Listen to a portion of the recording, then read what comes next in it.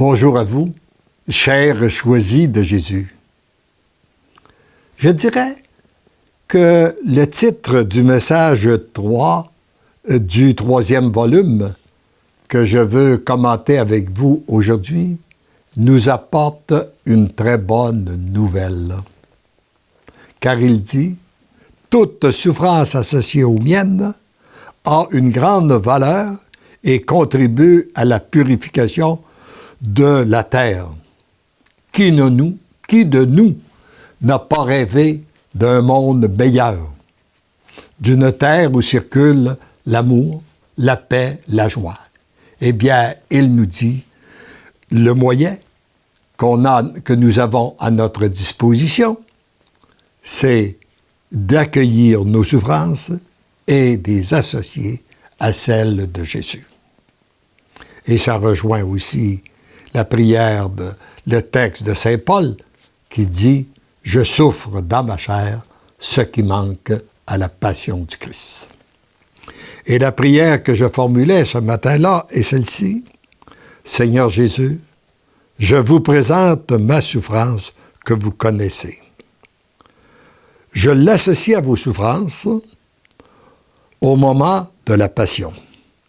Ne permettez pas que les personnes qui ont été de très bons instruments entre vos mains puissent avoir un comportement contraire à votre volonté. Si je suis moi-même dans l'erreur, daignez ouvrir mes yeux, mes oreilles, mon cœur, afin que je puisse m'amender et m'ajuster totalement à ce que le Père veut que je sois pour accomplir sa volonté. Merci d'entendre et d'exaucer ma prière. Je vous aime. » Mon tout petit, toute souffrance associée aux miennes a toujours une grande valeur.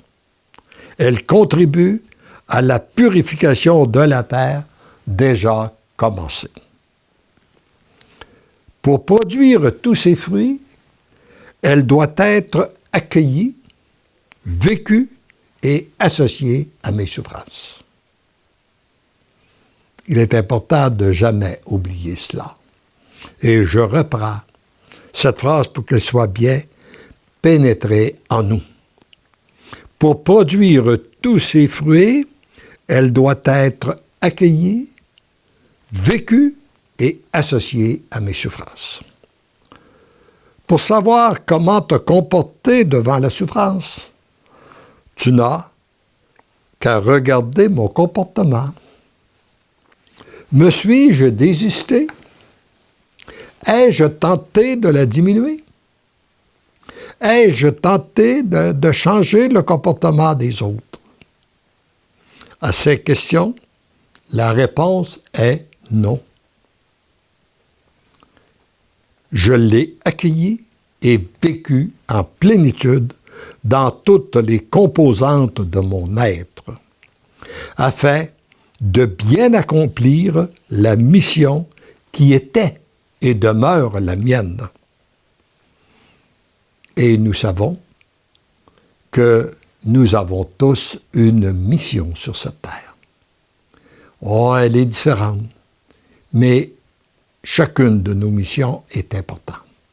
Et pour l'accomplir, pour bien l'accomplir, nous devons accueillir les souffrances et vivre de plus en plus en intimité avec notre Seigneur, notre Dieu. De ce modèle, tu dois t'inspirer pour vivre la mission qui est la tienne. Sois ce tout petit qui se laisse conduire pour entrer dans ce monde nouveau. Divinement, je t'aime.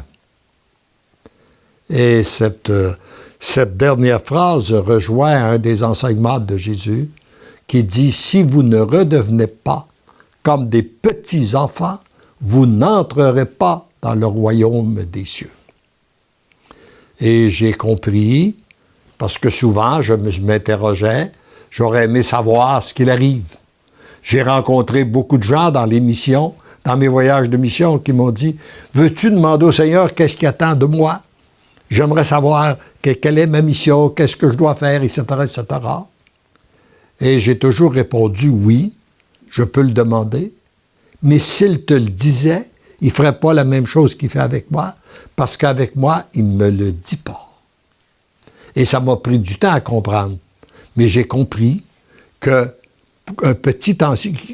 nous devons devenir comme des petits-enfants, et un petit-enfant n'a pas besoin de savoir où il va.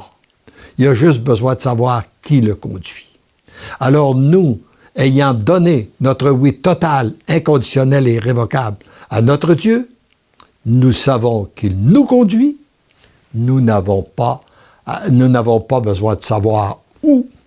Nous avons juste à vivre instant après instant, jour après jour, dans l'abandon, la confiance, et nous lui demandons la grâce de l'humilité afin de demeurer ce tout petit qui se laisse aimer et qui se laisse aimer, je dirais, combler et choyer par notre Dieu d'amour.